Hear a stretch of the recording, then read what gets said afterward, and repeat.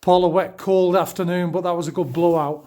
Yeah, it was really, considering we had one recognised half, Ryan Johnson, Hakeem's a centre playing in the halves, two centres who were back rowers, and Brad Crowing started at 9, he's not a recognised 9, he's a back rower, and then Connor Saunders, who's an amateur kid on trial with us, coming off the bench. So, you know, we had some great opportunities. We probably bombed a few opportunities, but for both sides, we tried to play rugby in what were extreme conditions in the first half. I think the wind dropped a little bit in the second half and the rain stopped, but it was always going to be difficult for both teams to play. But I think they did a good job of it. I think both coaches, myself, will be disappointed in a couple of the tries we conceded. You know, the try Ryan Shaw got on their right edge was ridiculous as well, so Chris won't be happy with that. But, you know, it was a good hit out for both sides. Great crowd. Great work and fans come down, and our guys were real vocal, so at least we got the game on in what are difficult circumstances with COVID at the moment. And we got a couple of injuries today as well. Danny Toll pulled his calf, Shane Toll looks like he might have done his ligament in the warm-up. Carl Foster, he's got his mandatory 11 days now with concussion, so we might not see Carl till the start of the season. But the trying times, but at least we're getting a spectacle for the fans to watch.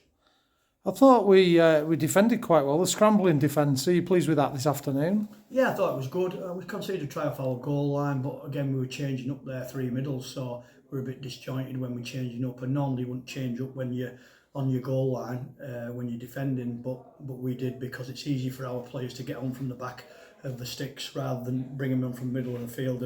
And you know, we had Danny Wright there who did a great job as an amateur coming on, played in the centre.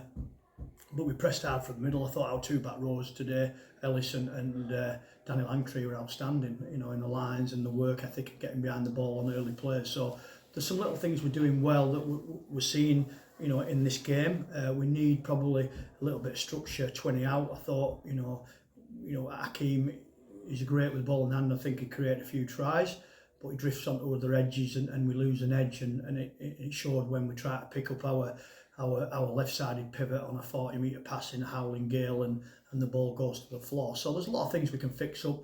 We've got Samet to come in. Hopefully he'll play next week. Jake Carter, I've just spoke to him. He's looking to get back for next week. Stacky as well. Mossy, Woodsy as well. Josh, you know, he didn't play today and he's been outstanding at training. I've never seen anybody as physical in contact drills as Josh Woods, and he can ping a ball left and right. And he's very composed, so he's massive for us. And we didn't want to play him today. Had a slight pull or a knock, and so me and Steve spoke about just leaving him out. And I don't think he was happy with that, but we did that, and we'll get him back in next week. You've named a lot of players there. We could have probably put another team out with a team that was actually missing. It's going to be difficult going forward, isn't it, with COVID and injuries to cope with? Yeah, and I've just spoke to Radio Cymru about that, and a team with the best versatility of players might come out on top, and it's about stealing them close games. You know, COVID's going to play a major factor, especially for unjabbed players, and you know, but we've got backup if Jared and Ryan pull out. We've got Wheeler who can play in the halves, and Jake Carter. So you know, we've got some good players that are sat out today. You know, and we got a win 24-12 when we were well off the pace in terms of structure and how we want to play, but I thought we had a desire to defend our goal line in the first half, especially when we're up against a mountain of possession. You know, we didn't do ourselves any favours not playing the ball correctly, and said to our fellas before the start of the game, you know, everyone tells you want to win, but you've got to sacrifice things to win. You've got to be disciplined, and you can talk about it, and but if you don't do it, you don't want to win. So if we're going to be a good side in the championship and compete in the championship, we've got to sacrifice ourselves. You know, there was a time there when there was a bit of a blow up on the ball and it was overreacted. I think it was Hakeem, he had another nudge, and then we ended up giving a penalty away and ended up defending 40 metres from our goal line. If we have discipline, they're starting to set 30 metres from their goal line. So if you want to win, you've got to be disciplined and you've got to make sacrifices to win. And that's the message I sent to my players before we went out, and I spoke to them again after the game about that.